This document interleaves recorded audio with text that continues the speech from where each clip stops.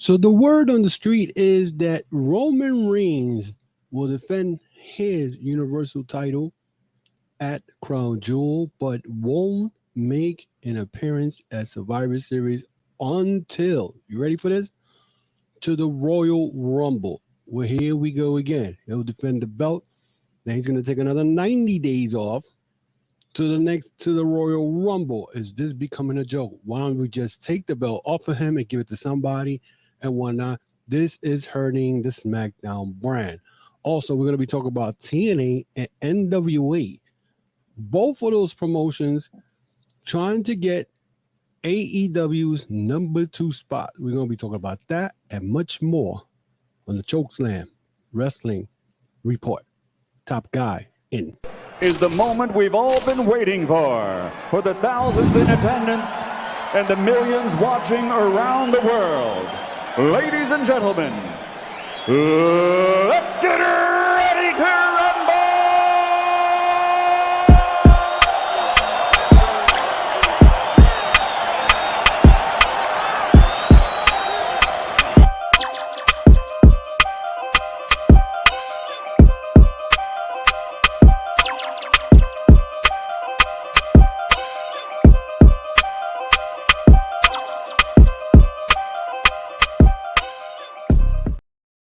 Welcome to another episode of the Chokeslam Wrestling Report. I am your host, the infamous Ultimate One, and we are here with another episode of pro wrestling news. And the biggest news that came out yesterday through Wrestle Talk and Dave Meltzer that Roman Reigns will be missing in action one more time. The report is that he is not going to be at Survivor Series. Now, according to Wrestle Talk, the huge WWE star not planned for Survivor Series 2023. A huge WWE star is looking to set to miss Survivor Series on November 25th, the company's final premier live event of 2023, while the rumors of a potential surprise returns at Survivor Series continue to persist, and many fans will have at least thought it's safe to assume that WWE will be pulling out the big guns currently available to them on their current roster. However, that seems like it won't be the case after all, as despite being set to defend his undisputed WWE Universal Championship at Crown Jewel on November 5th against LA Knight, Roman Reigns will not follow that up with an appearance at Survivor Series. This is according to Dave Meltzer in the latest Wrestling Observer newsletter, who remarks that Reigns' absence is notable considering the Survivor Series status as a Big Four event for WWE. Meltzer writes, Reigns is not scheduled for Survivor Series, which is notable because it's considered a Big Four event. He defends at Crown Jewel, and his next scheduled pay-per-view match won't be until Royal Rumble. With Reigns absent from Survivor Series, it means that the next scheduled PLE match at Royal Rumble would be just his 5th televised match since successfully defending his title at WrestleMania 39, and just his 3rd title defense if he wins at Crown Jewel. Although fans have gotten used to seeing far less of Reigns over the past few years, this will mark the first of the Big Four PLE shows that the Tribal Chief has not competed on since his record-breaking title reign began. We will at least see Reigns back on tonight's SmackDown, which was last night, as both he and LA Knight signed a contract for their match at Riyadh, Saudi Arabia. Now, with that being said, I get into a lot of debate with people when it comes to Roman Reigns. People want to talk about, when Hulk Hogan was around, you never hardly saw Hulk Hogan. Okay, I agree with that. I'm not gonna debate that, but we're not the Hulk Hogan era. This is where he comes out and whatnot, and then you don't see him for 90 days. Now, there's another rumor going around that Logan Paul may beat Rey Mysterio. And with Rey Mysterio being the United States champion, that would mean that Logan Paul, if he beats Rey Mysterio at Crown Jewel, that means the only champion, and I want you to listen to the only champion in SmackDown brand will be Io Sky, and that's if she retains the belt. So that means the women's belt is going to be the only belt on SmackDown because Logan Paul is not showing up every week. He's not showing up every week. And then Roman Reigns is going to go to another vacation of 90 days. And this is what gets me furious because people are like, oh, but he's 1,000-something day. The guy has not defended the belt. This will be his 31st defense in 3 fucking years. Okay? 3 years. And people think this shit is all right. Let's say, and this is what I lose it sometimes because when it's AEW, everybody want to fucking shit on AEW. Everybody.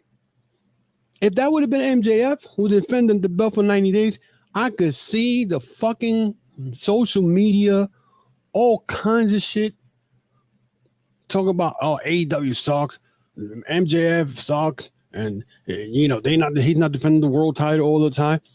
And the last 2 world champions in AEW has defended the belt more times than Roman Reigns has done in 3 years. Okay? Now, of course, we cannot really compare WWE with AEW because WWE is sport entertainment and AEW is pro wrestling and whatnot. Give more wrestlers opportunities. You know what I'm saying? You're never going to see that in AEW when somebody's going to go and hold the fucking belts hostage because that's what it is. Roman Reigns has become the next Brock Lesnar. He got the Brock Lesnar bug. Okay? He's not a one-in-a-lifetime attraction. I don't give a fuck what anybody says. Okay? He is not a once-in-a-lifetime attraction. WWE has him where, oh, we're going to leave the belt on him. And you think WWE fans are not tired of seeing him as the champ? And this Cody Rhodes story is beginning to be fucking boring already because, they're making him jump through fucking hoops and whatnot. How is he going to get to Roman Reigns? That is the question. He's going to win the Royal Rumble again? Because I'm telling you right now, and I was in a podcast, 11:30 podcast with my boy Dre, and I told him this. If he wins the Royal Rumble again, Cody Rhodes, the fans are going to turn on him. AEW fans did it. What makes you think WWE fans won't do it? Okay? Because now, he's having a fucking blast right now with this. And supposedly he's breaking milestone records with his merchandise. Hey, which is great. You know what I'm saying? But really, in reality, they're making a man go through hoops. And if he doesn't win the damn WWE title from Roman Reigns this time around, what is this to say? Now it has come down to trying to break Hulk Hogan's record, which honestly, and let's be realistic, him being the WWE Universal Champion doesn't have him breaking anybody's fucking record because all the records that are in WWE are WWE World Champion. Hear me fucking correct when I say this. WWE World Champion, not Universal Champions. World Champion. Okay? But I already know what people are going to tell me. Oh, but they merged the titles. It doesn't fucking matter if they merged the title. Okay? They got him 1,000-something fucking days. Okay. How many title defenses he had? 31? Okay? And I already proven my point when I said about Hulk Hogan during that 4-year run he had. He defended over 120-something times. This guy got 3 years, only 30. 1/3 of what fucking Hulk Hogan did. And if I sound livid, yes, I sound livid because this is the bullshit that I hear constantly with people defending fucking WWE and whatnot about Roman Reigns. Now you're telling me he's taking another 90-day hiatus because it's part of the 4. So they're not going to do a pay-per-view in December? And this is why I respect Seth Rollins. You know what I'm saying? I'm not a big fan of Seth Rollins, but what Seth Rollins is doing, wrestling with a bad back. The guy has injuries since 2019. He needs surgery. And the man is wrestling with a bad back. Just wrestled Nakamura on Fastlane in a last man standing with a bad back, but still defending the belt. I love what I love what they're doing with him when he said, I think Rhea Ripley this past Monday told him, you know, you don't want to be like Roman Reigns. He said, I don't want to be like Roman Reigns. If they were planning to put Survivor Series Roman Reigns versus Seth Rollins, that should have happened. But now it's not going to happen because Roman Reigns not showing up at Survivor Series. So what's Survivor Series going to look like then? I mean, they're probably going to have the War Games, but who's involved in this War Games? Now, before I continue, let me get this correct. WWE's pay-per-views are very, very good. But the way they set up the fucking storylines that are leading up to the pay-per-views is garbage. I'm sorry. It doesn't make any sense. Okay? Right now, the Bloodline storyline is all over the fucking place. Okay? And whatnot. So, what they're doing with this Bloodline stuff, we don't know. Because, I mean, according to Paul Heyman, they were in the third inning. The storyline has not even been done. So now my thing is, I know Jimmy and Jay, they're going to probably end up wrestling each other at WrestleMania one-on-one. Where my point is, where's the end goal? What is the purpose of these two going at it? Okay, what is the end goal for the Bloodline? You know what I'm saying? Because right now, the Bloodline is now behind Judgment Day. Because Judgment Day right now is the hottest heel faction right now. And even that, Judgment Day, they look like Damian Priest is out the door. You know what now? Because I don't see Damian Priest being Cody Rhodes. You know what I'm saying? Even though he got the money in the bank, which they should have put that briefcase on the line. And then that would have made more sense because then he beats Damian Priest for the briefcase. Then he keeps the briefcase. Then he can go anywhere. That would have been perfect. But the WWE didn't go there. Okay? You know, so it's just mind-boggling how people defend this. How people defend this that, oh, he's going to take another, but how many fucking breaks this guy's going to take? Okay? You know? The contract signing between, and when him and LA Knight, which I don't get is this. Why, if LA Knight is supposed to be the next megastar, and this is another thing I said in the podcast that I was invited in, why are they pushing this guy so fast? Why are they, I mean, and this is one of the reasons I hate how the storylines and WWE do. They rush shit. They just don't want to let it settle, let it flow for a minute. Let LA Knight beat certain people, beat Jimmy, he already beat Jimmy, let him beat Solo Sikoa to get to Roman Reigns. Not just throw him there randomly because he's now they're doing that because he's not showing up at the Survivor Series. Are you serious?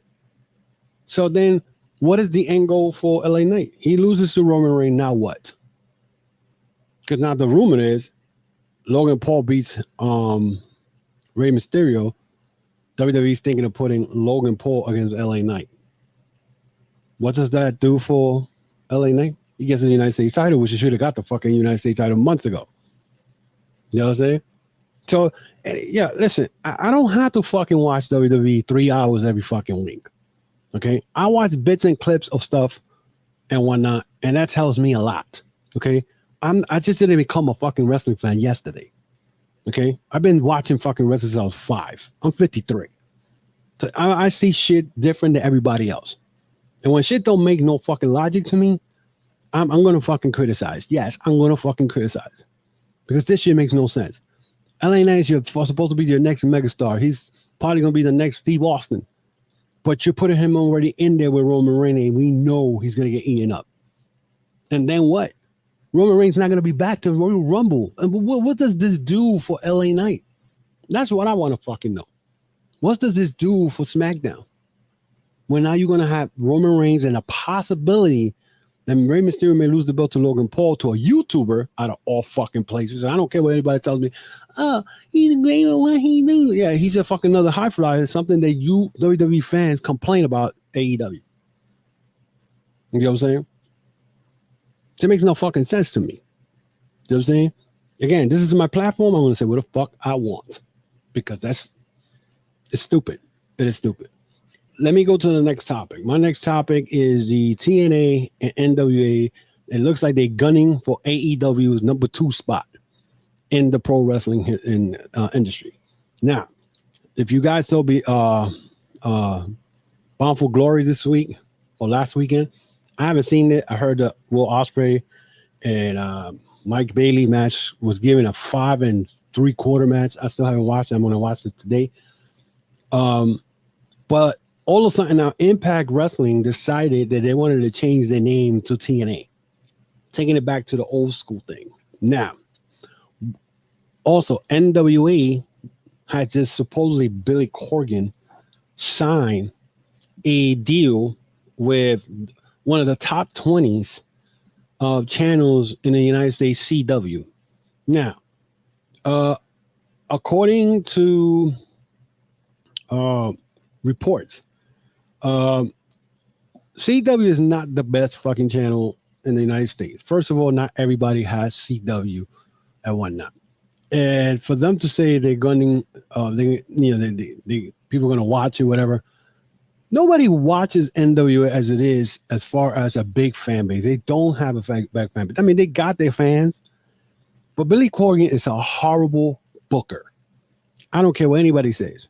Okay, when he put Tyrus as his NWA World Champion, a guy who was a mid-carder at best and whatnot, as your world champion, to me, right there, so me when they took the belt away from Nick Aldis and whatnot to give it to Murdoch, and took it away from Nick Aldis, who had like 1,000-something day, I knew that this guy didn't know what the fuck was he doing.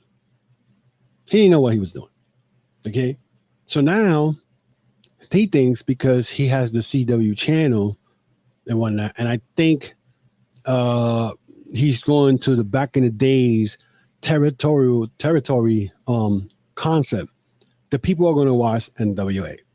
Oh, you may have fans that watch it, but you're not going to get the numbers of a WWE or AEW. I'll tell you that much. You got to build, buddy. Okay, he had the nerve to say that if CM Punk wants to come in, and wants to have some fun, he should come to the NWA. Now, Billy Corgan commented on NWA interest in CM Punk, which, okay, I don't even think you got the money to pay that man. That man's gonna ask for a lot of money. CM Punk, of course, he was released from AEW contract at the beginning of September, following an incident at All In, where Tony Khan said he feared for his life. It is unknown if or when Punk will be able to sign with another promoter should he choose to do so. Now, owner Billy Corgan appeared at Mad Men with Andrew Zarian and was asked about NWA's interest in Punk. Corgan started by saying he's known Punk since he was just starting in wrestling, and Punk has been kind to him over the years, even getting him tickets to WWE Money in the Bank in 2011. He said, many people behind the scene have asked me, should we make a play for Punk? Have you reached out to Punk? The answer in terms of reaching out is no. I respect him a lot. He deserves top money. He's a top star. That's not almost self-defeating. You're almost admitting that you wouldn't want him. No, trust me. The NWA will go hand over fist to have Phil walk through the door and be part of the NWA, even for a pay-per-view, said Corgan. What I would say to Phil, and I'm not trying to use this as an open forum, I'm saying to you what I would say to Phil. And again, I have not reached out and certainly know how to get in touch with him. What I could say to him is, he will have a lot of fun in the NWA. I think Phil, the person, loves professional wrestling. He has public confrontation. I'm very similar. I got sued by a record company for $150 million. I eventually made a deal with them and continue working for them. I had a massive battle behind the scene with every segment of the record or in touring business, someone which I'm in public. I have a reputation in rock and roll behind the scene. If Phil, the person, has a rep with whoever, he doesn't have that rep with me because I feel I understand where he's coming from. The man loves professional wrestling. He may not love the professional wrestling business, but he loves professional wrestling. My only appeal to Punk will be, if you want to have some fun, I could pay you what you're worth. But if you want to have some fun, come have some fun in the NWA. We'll kick some ass. We'll have some laughs, and I'll buy you a vegan sandwich. Really.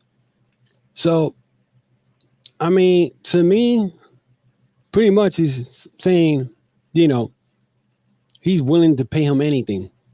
But Punk is going to want a big contract, big money. He did it to AEW in 2020 and whatnot. And it wasn't until 2021 when Tony Khan brought him in. Now, my thing is, Billy Corgan is trying to go get Mike, try to go out to CM Punk. The same thing could be said about TNA. TNA right now, I am surprised at their viewership. I just saw that they would be, I think they go home show, they only got 71,000 views. Now, I'm not going to say be here and be like, oh, they suck. No, it's not that they suck. It's where they at. The channel, how many people have access channel? How many people? So you're not getting the viewership because you're in a fucked up channel to begin with. Then to top it off, Anthem is a cheap ass company. They don't want to bring in top talent, pay the money to top talent and whatnot. And they probably give them a year, maybe the most a year. And then if there's a big asking price, they'll let the guys go. And to top it off, TNA has a bad habit of having, they talk about AEW. They got a bad habit of bringing old wrestlers that shouldn't be in the ring. Okay. PCO, this guy's like 56, 57 years old doing hardcore matches and taking crazy bumps. Okay. I mean, even though you're going to say, oh, but Sting does it. Yeah, Sting learned his lesson when he almost broke his tooth by trying to do a splash on Jericho or Sammy Guevara on a table and broke one of his tooth. He had to replace it. Okay. Now, then you got, Bubba Ray Dudley. This is a guy who just likes to bust the open rage to talk shit. But anyway, he's there. Tommy Dreamer. This guy was never a good wrestler to begin with. He's just a gimmick guy. He's in there. What else? What was the other guy? Johnny Swinger. Why is he there? That guy's from fucking WCW days and 6 o'clock. WCW Saturday night jobber. So they got it. Listen, they got talent. They got moves. They got Brian Myers. They got Eddie Edwards. They have, who else they got there? Josh Alexander, which I love. Josh Alexander. You got the champion Alex Shelley, Chris Sabin. I think even Frankie Kazarian is in there. You got a talent, and the girls' division is pretty good. But you got to do better than this because nobody's gonna watch it. And you're trying to go for AEW's number 2 spot. You're not. You ain't gonna be able to get it because AEW right now, they roster is deep. You know what I'm saying? It's very deep. The only problem with AEW is that Tony Khan is just right now doing matches just to get views because he's worried what WWE doing. That is the biggest mistake for every wrestling promoter who's starting a company is worrying what WWE does. Okay? Focus on your brand. Why are you worrying what WWE is doing? TNA had to learn the hard way.